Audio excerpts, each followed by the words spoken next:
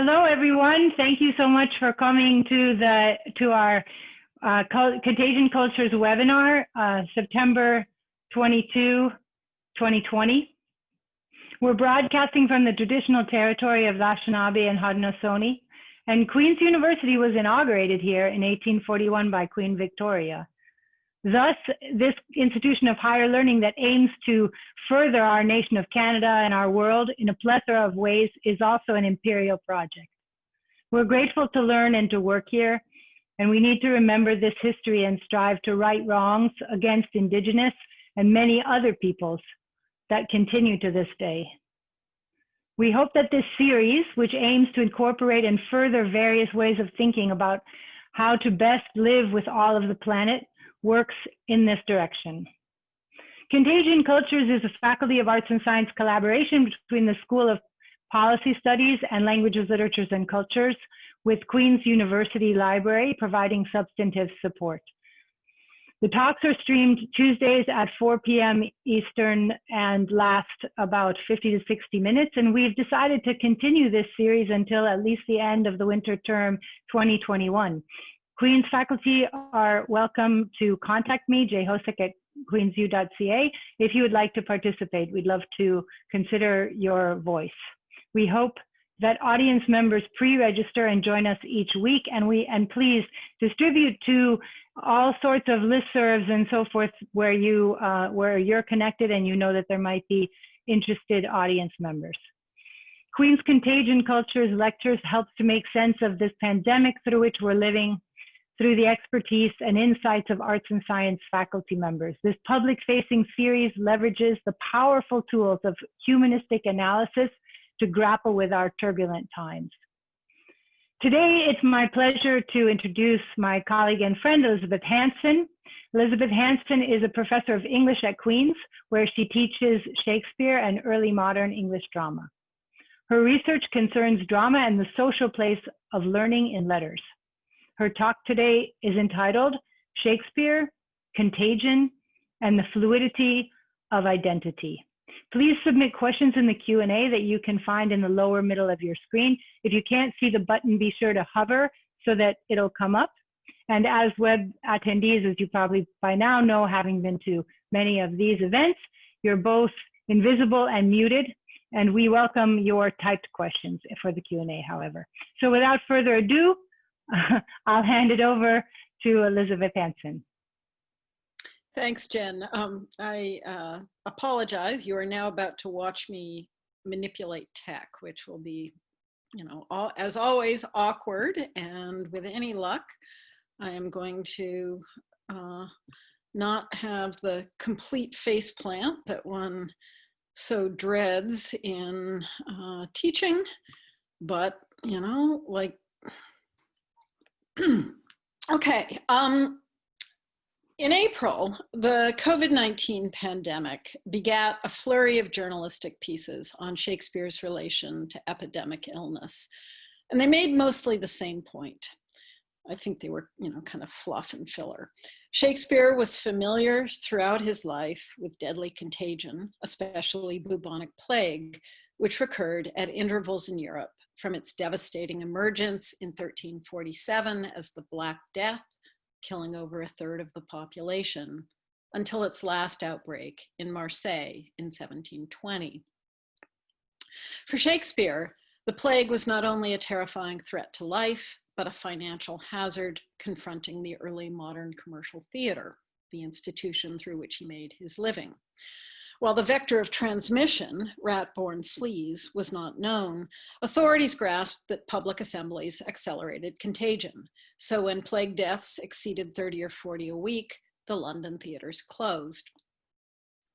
Sometimes playing companies took to provincial touring. During the prolonged plague closure of 1592 to 1593, Shakespeare turned to narrative poetry. Nevertheless, despite the horror of plague and the pressure it put on Shakespeare's career as a dramatist, it registers in his plays only as a curse, a plague upon it, or as a plague on both your houses, as Mercutio says in Romeo and Juliet, or as a fleeting metaphor, as in Twelfth Night, when the Lady Olivia conceives a sudden passion for the disguised Viola and marvels, so quickly can one catch the plague. Shakespeare's contemporary, Ben Jonson, does make the presence of plague the premise of his play The Alchemist, but it has no role in subsequent action. As Stephen Greenblatt suggested in The New Yorker, they were just used to the horror. However, there was another contagious illness circulating in early modern London that Shakespeare and his contemporary dramatists engaged with more extensively, which is what I want to talk about today. Syphilis was likely a new disease in 16th century Europe. Known as the Morbus Gallicus, or French pox, the first recorded epidemic outbreak was in late 1494. Sorry, I'm mixing up my tech there. Was in 1494. I've really screwed it up now. In 1494, shortly after Charles VIII of France had led a large mercenary army to attack Naples, where it was repelled by Spanish troops. Both armies committed widespread rape and resorted to prostitutes, actions which the French mercenaries continued as they dispersed north, syphilis emerging wherever they went. Because of the date of this European outbreak, the role of Spanish troops, and the fact that there is significant skeletal evidence of widespread syphilis in pre-contact America, the dominant theory is still that syphilis came to Europe via Columbus's expedition to the Americas. Alternatively, however, syphilis may have been endemic in pre-contact Europe, as well as in the Americas, but was conflated with leprosy, with which it shares some symptoms. In 1490, all the lepers' houses in Europe had been abolished by papal decree, permitting those who were deemed lepers to circulate in the wider population, possibly causing endemic syphilis to be misrecognized as a new disease. So those are the two theories. Whatever the origins of syphilis, what was important was that it was known to be specifically a sexually transmitted disease, which meant that it might bear different meanings from those attached to plague. The plague tells us of the terrifying universality of mortality, as in Thomas Nash's poem, A Litany in Time of Plague, from his 1593 interlude, The Summer's Last Will and Testament. And just a reminder that 1593 is one of the most ferocious plague years. I've given you the text of the whole poem, but this middle stanza sort of summarizes what you can do with plague as a signifier. Rich men trust not in health. Gold cannot buy you in wealth. Gold cannot buy you health. Physic himself must fade. All things to end are made. The plague full swift goes by. I am sick. I must die. Lord, have mercy on us. In contrast to plague, the pox, as syphilis was called, was susceptible to blame.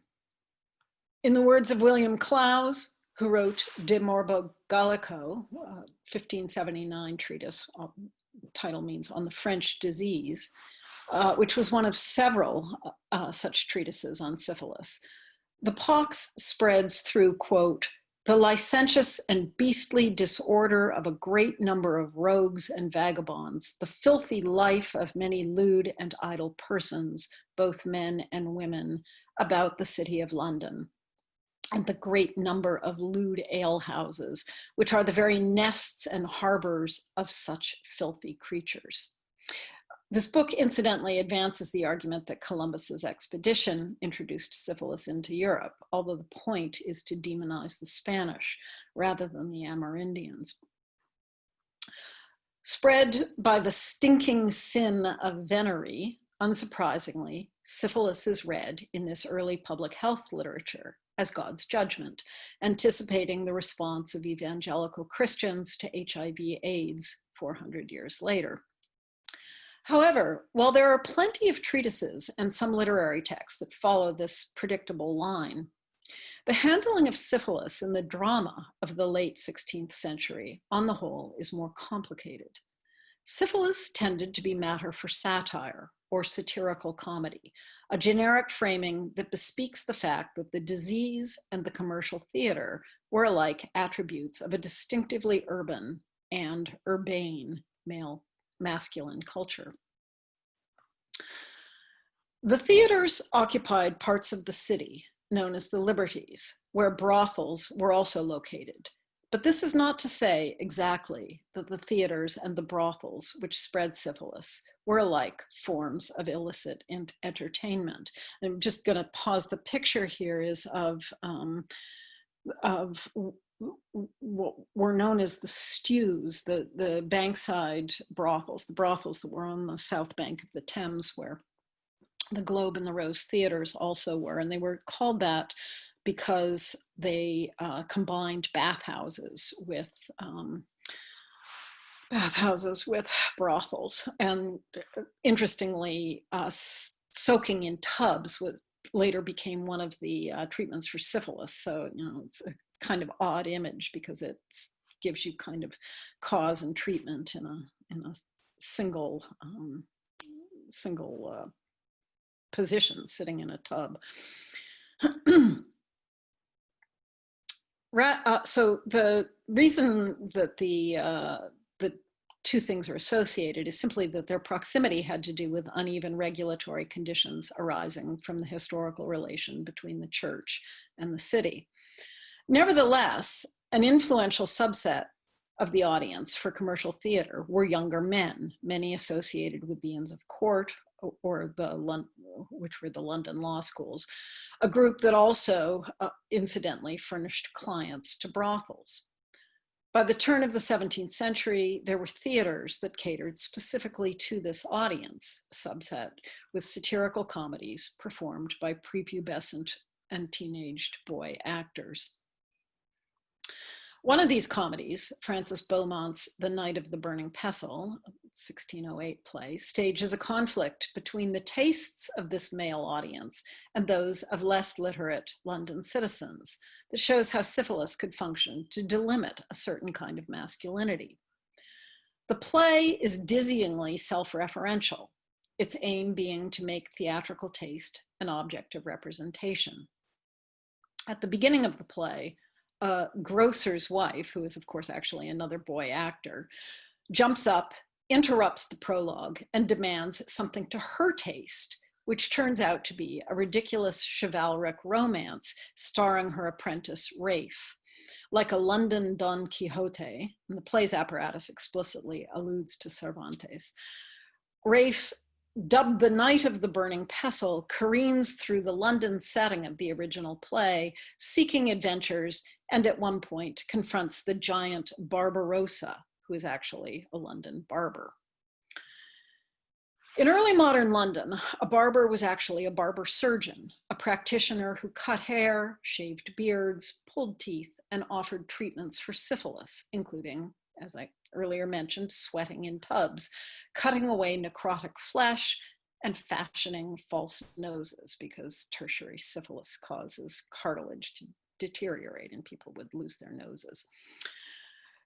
Rafe rescues Barbarossa's prisoners, who are actually syphilitics seeking treatment. And as he liberates these pocky gallants, he asks each knight to tell his story.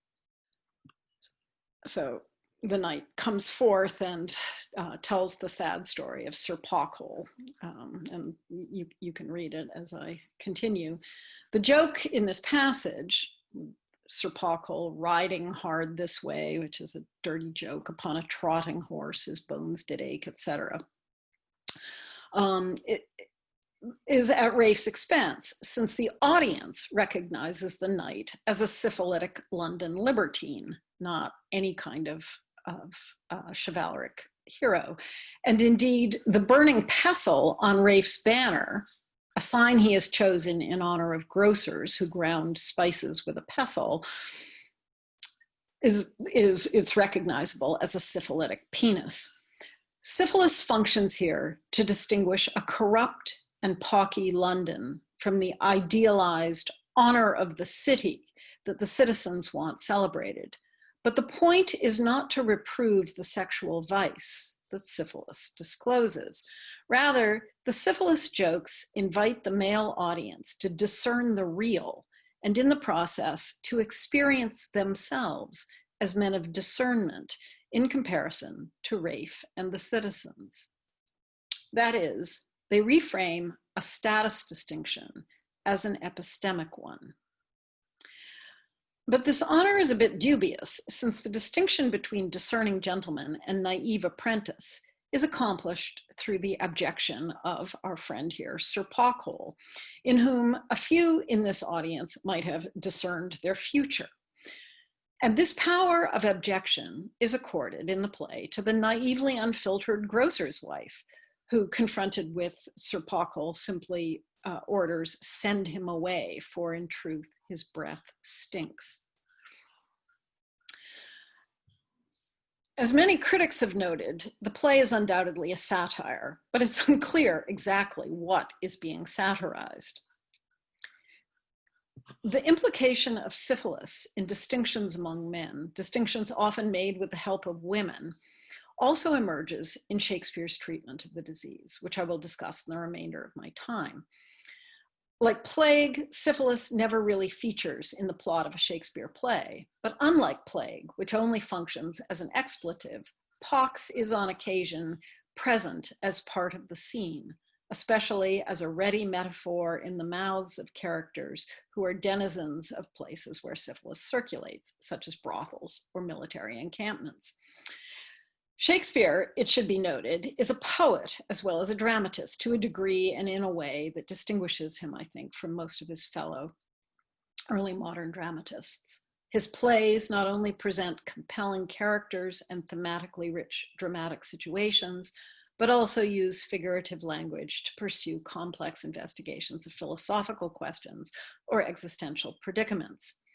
Overwhelmingly, Shakespeare's philosophical preoccupations are ontological, having to do with being and what we would call identity, the distinction or sameness between one person and another.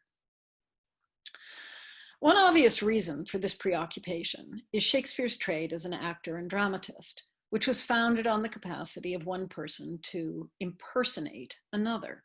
The actor, speaking the dramatist's words, took on the attributes of another historical or imaginary person in a manner that allowed audiences not only to become absorbed in an illusion, but to think and feel with and as the impersonated person.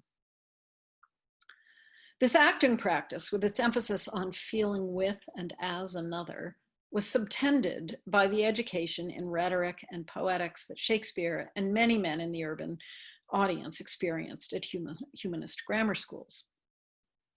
Acting figured prominently in rhetorical training, which required boys to first feel and then find language and gesture that would persuade listeners by making them in turn feel emotions that the speaker had artificially assumed. That is exactly what has happened when Olivia catches the plague after a boy playing a girl playing a boy has feelingly spoken for his master's passion. The pressure impersonation put on gender distinction as boy actors played female roles and schoolboys learned to perform as suffering women has received a great deal of critical attention. But Shakespeare explored the fluidity of identity that impersonation produced and revealed in relation to almost every aspect of life that is susceptible to philosophical reflection, including the foundations of political authority and the hierarchies among men that support it. When King Lear strips himself naked and rants, "They told me I was everything. 'Tis a lie. I am not ague-proof." The personated king is acknowledging what the audience also sees, that his body is that of a mere actor who speaks his words, and both are susceptible to disease. The difference between a king and a beggar depends on lendings or attributes. In other words, things that are given to him by others, which means that his superiority is in fact a form of dependency or replication. and Shakespeare just reworks the implications of that idea over and over and over again in his plays. Contagious disease, the condition whereby attributes of one individual, specifically the corruption of the flesh, are imparted to another, serves as an apt and capacious metaphor for the inversions and paradoxes of the ontological condition that personation exposes. I am not what I am, as more than one of Shakespeare's characters proclaim. If in King Lear, Shakespeare seems to consider how common flesh might compel radical distributive justice, we should recognize that he doesn't treat the flesh as innocent, but rather as the site of concupiscence and moral failing.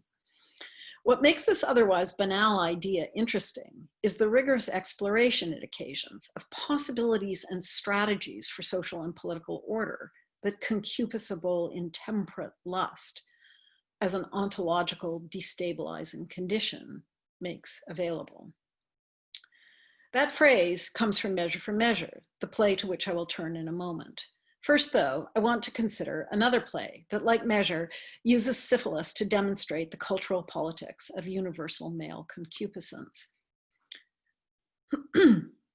Troilus and Cressida is omitted from the works of 1623, which is also known as the First Folio. It's Shakespeare's collected works, but survives in two 1609 quarto or single play editions. Speculation is that it was performed particularly for one of the Inns of Court. Recounting a sordid side story of the Trojan War previously handled by Chaucer and the Scottish poet Henryson, the play presents a satirical take on the matter of classical epic, the highest poetic genre.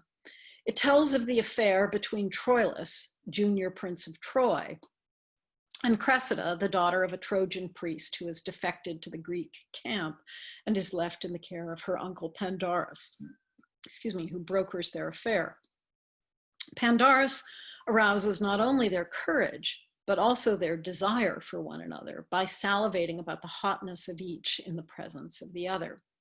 To Troilus, he compares Cressida to Troilus's brother, Paris's paramour, Helen, whose abduction from her husband, Menelaus, king of Sparta, has triggered the war. With much coaching from Pandarus, Troilus and Cressida finally get together and swear eternal truth, only for Cressida to be sent to her father in a hostage exchange.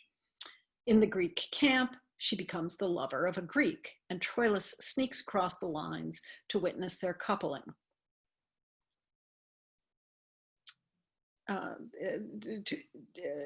As he watches another man desiring as he desires, doing with Cressida as he does, Troilus experiences one of the great Shakespearean ontological freakouts, crying, "This is and is not Cressid." The dramatis personae of the play, so this is are literally legendary, the great cast of the foundational story of Western literature.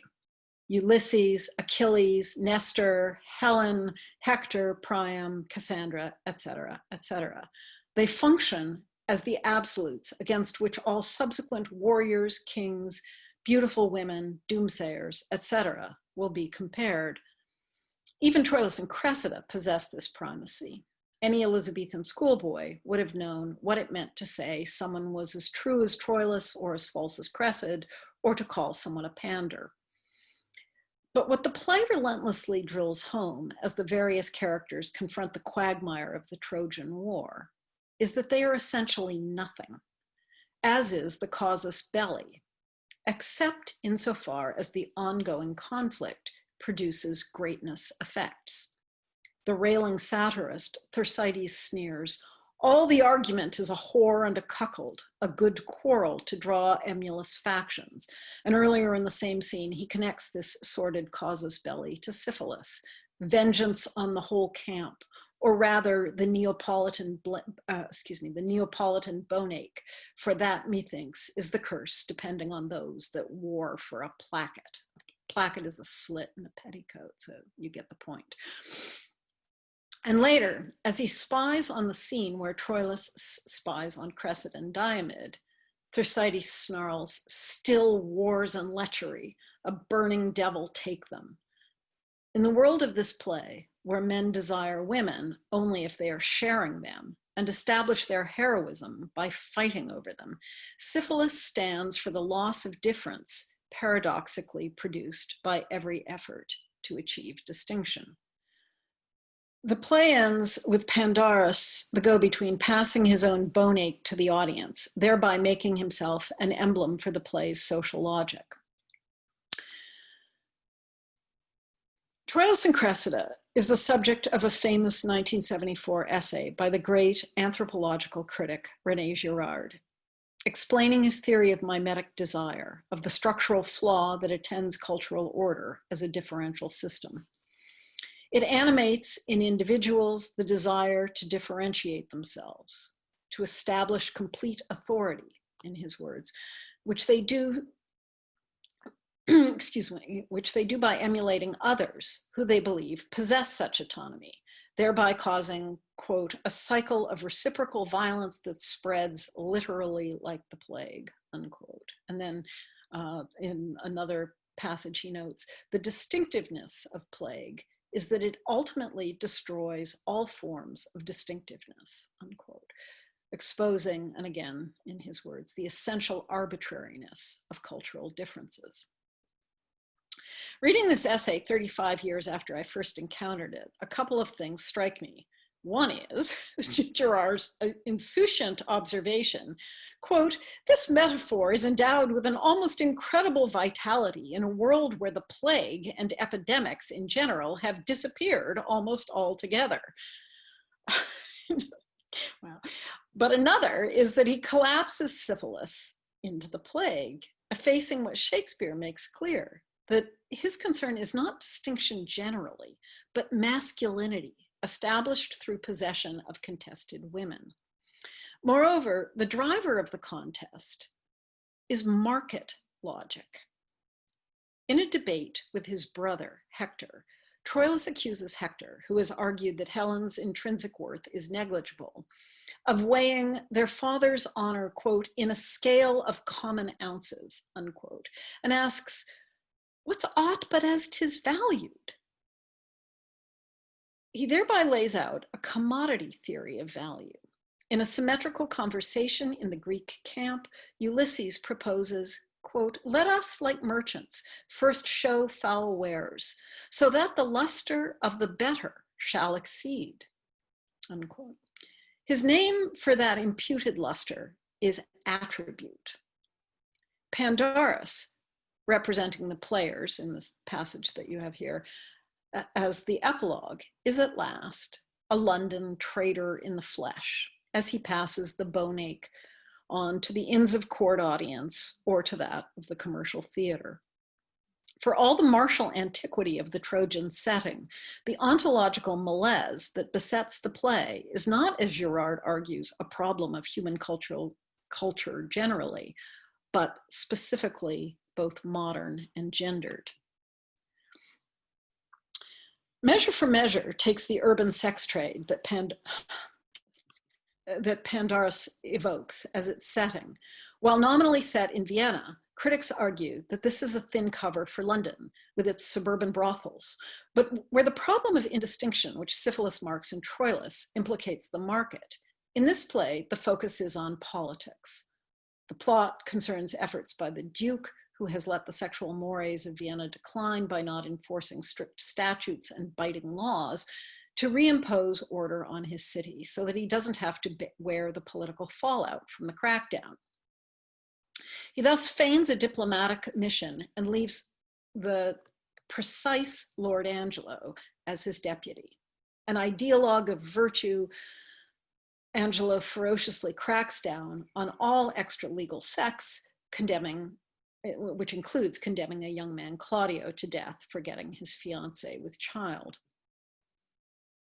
Claudio's sister, Isabella, who is about to enter a convent, pleads for his life to Angelo, who promptly conceives a passion for her, promising he will spare her brother if she will have sex with him. Isabella refuses, declaring, quote, "More than our brother is our chastity," unquote. Fortunately, however, as the audience knows, the Duke has not left, but is in Vienna disguised as a friar observing Angelo's rule. The friar devises a trick so that Angelo sleeps with his jilted fiancée, thinking she is Isabella. Angelo sends the execution order anyway, and the friar Duke improvises more substitutions to preserve Claudio's life until he stages his return, the unmasking of Angelo as a hypocrite, and produces the living Claudio, whereupon he asks Isabella to marry him. The play does not contain her reply, leaving directors and readers to decide whether she is gobsmacked that the Duke has just proposed the same deal to her as Angelo did, her body for her brother's life, or that she recognizes both the honor of the Duke's proposal and the inevitability that she, quote, "put on the destined livery," in Angelo's words, of a sexually active woman. If the play sounds insanely plotty, the twists force recognition on the characters that they possess a common flesh and share attributes with those from whom they have distinguished themselves. However, since this outcome is achieved through a plot by the Duke to cement his authority, Shakespeare's interest in the story is less moral than political. The Duke's scheme follows Machiavelli's recommendation to get deputies to do your dirty work and then sacrifice them. But where the object of such contrivance for Machiavelli is to show clemency, the attribute of the ruler, and severity, that of the expendable deputy, Shakespeare's exploration is more Foucauldian, asking about the affordances for power when a question about their natural guiltiness, as Isabella calls sexual desire, hangs over all men. Measure for Measure stages the early modern administrative state, where sovereignty is a matter not of the charismatic person of the ruler, but of delegated authority exercised through laws by men sitting at desks, who are at once governors and the governed. The play begins with the Duke affirming that another minister, Aeschylus, knows the properties of government as well as the Duke himself. And before he informs him that he has deputed Lord Angelo in his absence, having, quote, "lent him our terror, dressed him with our love, and given his deputation all the organs of our own power," unquote, and asks Aeschylus how he thinks this will go. When he deputizes Angelo, he notes in similar terms, quote, "I do bend my speech to one that can my part in him advertise. Be thou at full ourselves," unquote. The Duke toggles between asserting that these men who are conversant with the properties of government already are him, and that he is just now temporarily bestowing this condition on them. Angelo responds anxiously, "Let there be some more test made of my metal before so noble and so great a figure be stamped on it." Angelo resorts here to one of Shakespeare's favorite metaphors for the extension of sovereignty, the stamping of the ruler's face on a coin that then circulates through the realm. It is always an uneasy metaphor, suggesting at once ubiquity and susceptibility to counterfeiting. It's just another scene of the men. From this scene with the three guys, we cut to three London libertines gossiping about the Duke's departure and the crackdown on vice. Their repartee is a brilliant series of puns that tie together their syphilitic bodies, the sex trade, and coinage. And I don't have time to unpack all that's going on here in this passage. Just looking at the middle here, here, Lucio, "Behold, behold, where Madam Mitigation comes. I have purchased as many diseases under her roof as come to what, I pray? To $3,000 a year. Aye, and more, a French crown more. Thou art always figuring diseases in me, but thou art full of error. I am sound. Nay, not as one would say healthy, but so sound as things that are hollow." Just, to pull on the thread a little bit, French crown is both a head balded by the French pox and the coin, which you might have used to pay the brothel where you caught it. The scene as a whole is a parody of the one that precedes it. Three men talking about the attributes they share, knowledge of the properties of government linked to balding heads and hollow bones by coin that exemplifies in more ways than one how one man spreads his qualities to another. The replication of one threesome in the other underscores the point. At the conclusion of the play, every character, with the possible exception of Isabella, will have been implicated in what Isabella calls natural guiltiness, the appetites of the sexual body. The Duke will direct both Angelo and Lucio to marry in lieu of executions, which both men say they would prefer before he then tries, both men say they would rather be executed than married, before the Duke then tries to join them in the fellowship of bridegrooms. Sorry, I'm having another tech problem here. So what is missing is my conclusion, and the point is, and so I will extemporize it here, which is simply that what Shakespeare is interested in looking at how the passing of disease from one man to another exemplifies the way men relate to one another generally, is that there is no ground for a kind of authentic and stable distinction among them. But knowing that fact about yourself and about others affords all kinds of ways to police, to penetrate, to know, to erect edifices of discipline that are based on this commonality. So thank you. I will end there. Wow, that was a full talk that just took us through so many pieces. There was so many plays. It reminded me of my undergraduate years of just reading great books with lots and lots of things I didn't know, and yet you managed to put everything together through this thread of syphilis as, to my understanding, a bit of a moving signifier that, as you said, is also about how men relate to each other, and whether it's about politics, whether it's about possession of women, whether it's about the market, and so forth. Yeah, very fascinating. I have two questions here. One is, famously we know that women weren't actually actresses on the stage in Shakespeare's England, and that might have been one of the reasons why it seemed like men were forefronted in your talk. And I also, thinking of brothels, thinking of, the notion of woman as bearer of disease, whether or not that's the case is maybe another question, but I think that within our Western culture, that's often the way it's thought about the notion of women as the guilty ones. It's always the woman's fault. Where are the women in this story of syphilis and contagion and spreading of disease? Well, so, at the beginning, I tried to distinguish between the public health literature, which, pursues a kind of drearily predictable line of social blame, and the drama, which goes in a slightly different direction.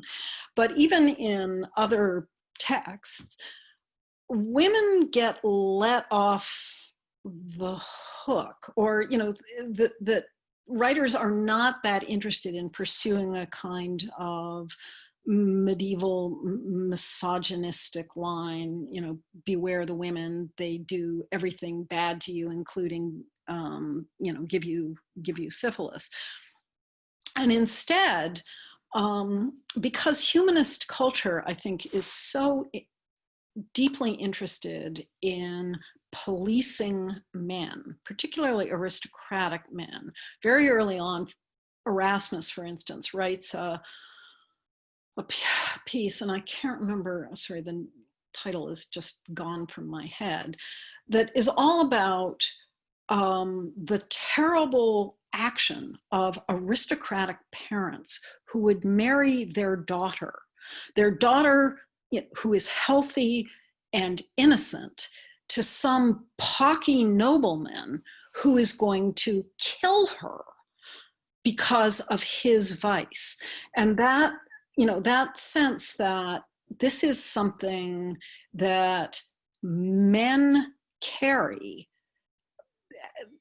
it crops up in positive form. For instance, in one image that I didn't put in the slides, but I thought about there's an Albrecht Dürer etching called something, it's the Doomed Bride or something like that, and it's this young woman, this sort of upper bourgeois young woman whose parents think that they're going to do this great thing by marrying her to somebody with a coat of arms. And you see the coat of arms and the sign of the nobility, the military helmet.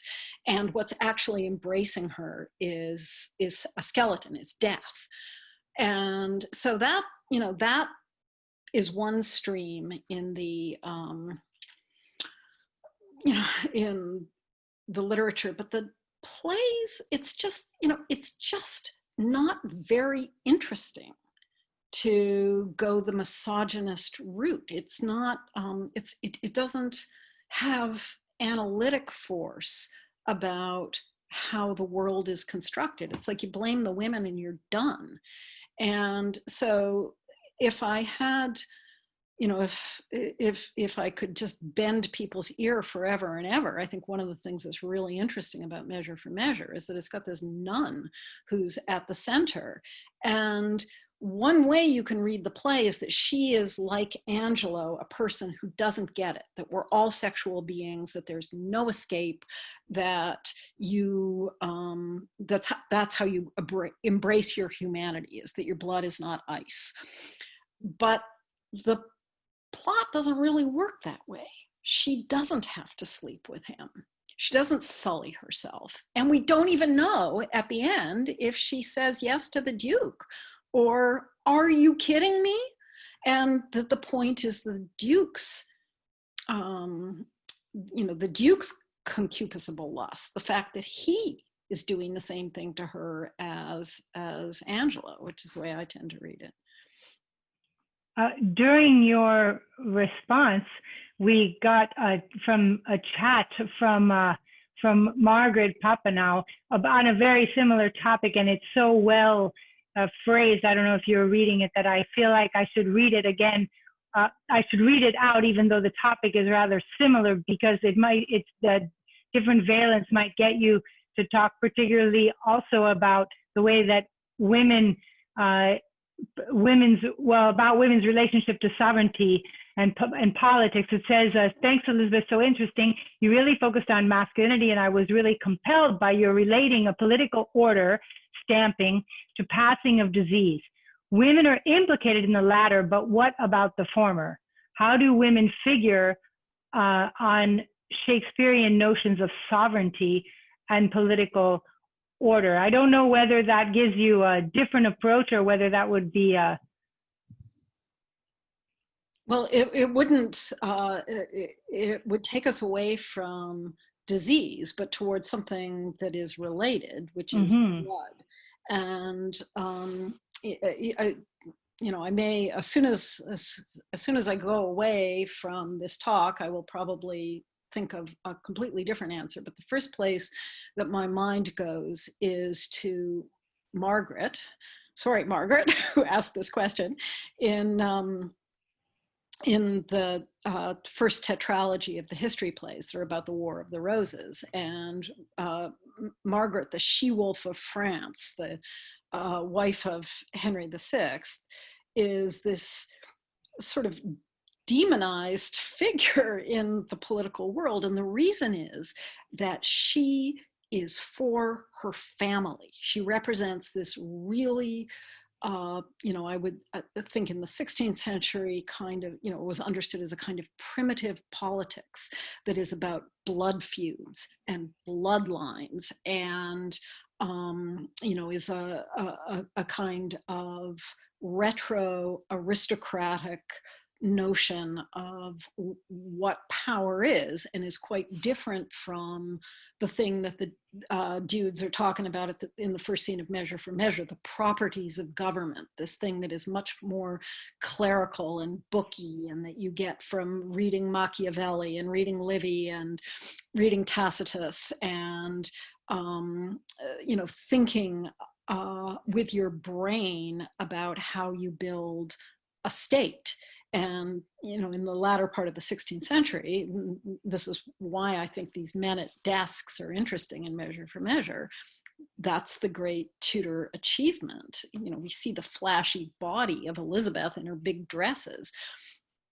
But, really what they've pulled off is a judicial system where the court's justice runs through the entire country, that requires magistrates, that requires a higher level of literacy among the gentry, and specifically among the gentry, a very different kind of power that is much harder for women to participate in than something that's about the family and bloodlines. Mm-hmm. Fascinating. To bring it back to Contagion once again, I was struck that the talk was about syphilis, which I guess feels like there's a component to it that's not only lascivious, but also maybe there's something agentic, because at least from my understanding, even at the time of Shakespeare, it was clear that certain human actions transmitted it, and that is, if I'm correct in understanding it. So then, completely got that it was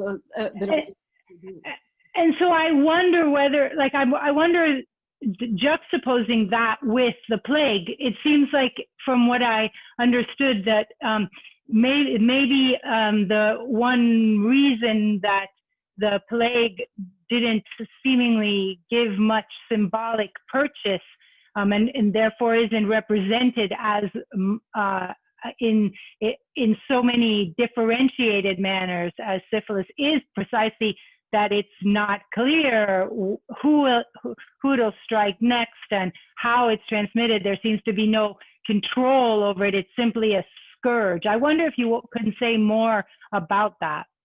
Well, I think that, I think that you've just said it. It isn't so much that they didn't know how it spread, although they didn't. They knew it was contagious, that you got it. It was more prevalent in cities and towns than it was in the countryside. You saved yourself by getting out of town, then as now, I guess. And so, they had a sense that it was about crowds, but it really was indiscriminate. It took everybody. And so, just like that Nash poem, I'm sorry I didn't take the time to read all the text that I put up on the screen, but the Nash poem is just, it's so beautiful, but it's just a memento mori for anybody who would be attached to anything of this world, be it your greatness, your wealth, your beauty as a woman, whatever it is, give it up, because this thing is coming for all of us. And so it's, it enables a different kind of a different kind of social politics. And that's why I touched just momentarily on King Lear. The disease that he invokes is an ague, right? Which is like a fever, but his point is just, it doesn't matter that you put this crown on my head.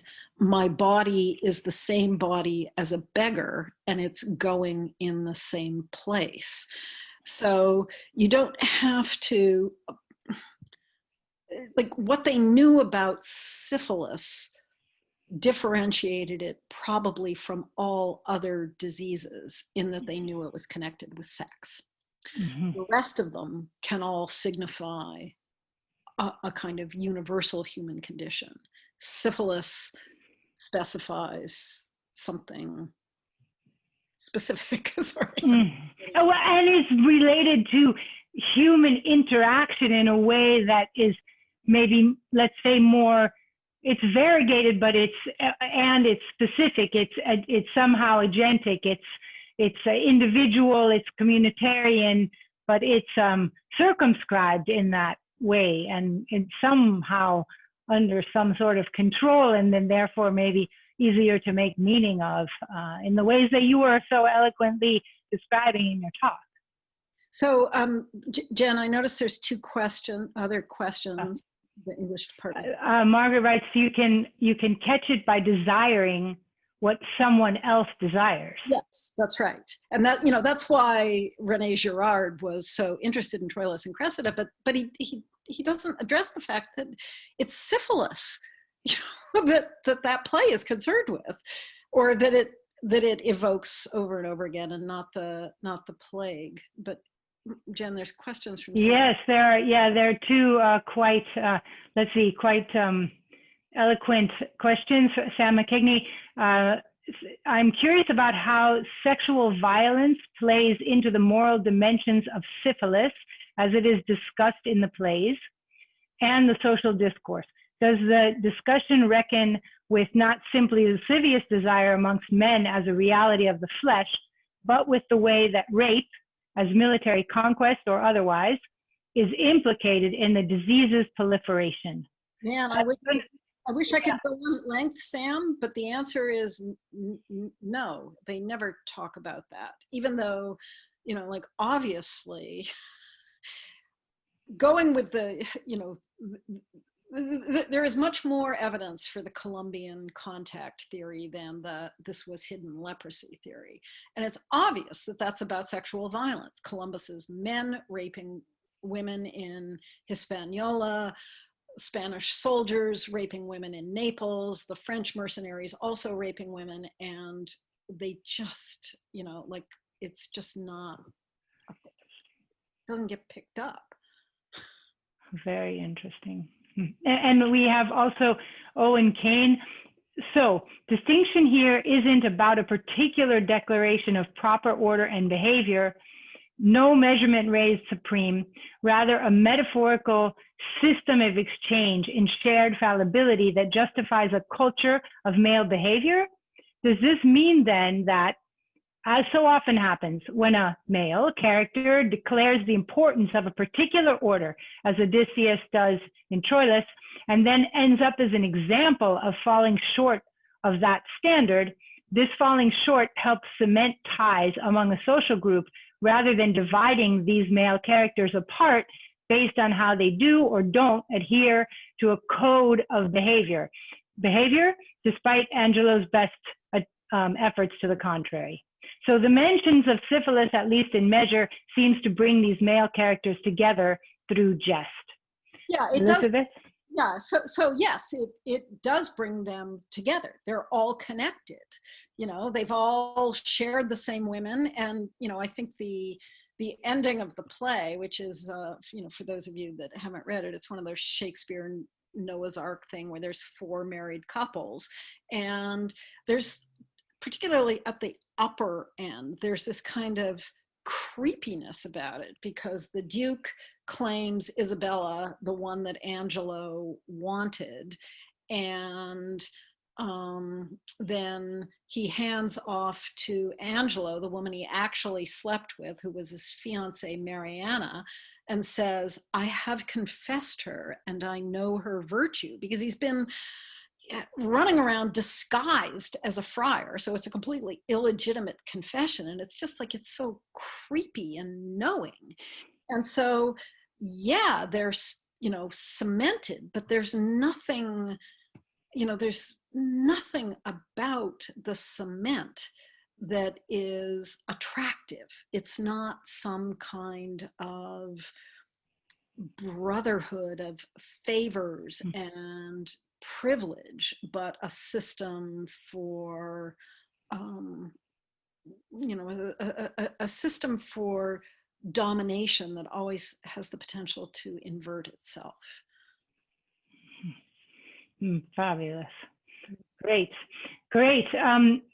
Elizabeth, we have maybe time for any parting words?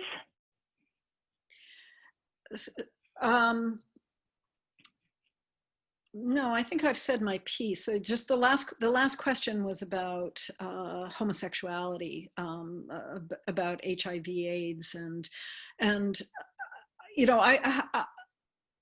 I would say the answer is no. It's a extremely rich and interesting thing. The status, particularly among these educated men, of homosexual sex or homoeroticism in general, because, oh man, this would take a long time to unpack, but the forms of sex that are policed most heavily in the early modern period are things that are going to produce pregnancy. And sex between men is not going to do that. And I think my answer, like the question about rape, is it doesn't bulk heavily. Instead, what you have here is a really classically homosocial kind of world where what you need is the woman's body to create the bonds between men. Hence the continued importance of women, even in a man's world, in this world of, as you're talking about, contagion through bonds. You said it much more eloquently, so I guess I sort of failed at drawing that thread together as well as you did. So maybe I should just say thank you for a fabulous talk, so multi-layered and rich. And thank you all for coming to the lecture today. And I'd like to mention that the next talk will be by Don Drummond, who's speaking about the care of the elderly in this time of COVID. And then the next week after, we have Mary Louise Adams talking about public spaces, including parks, in this time of contagion. Thank you very much for coming. Thank you for your attention, and thank you again to Elizabeth. Hi everyone. Thanks for listening.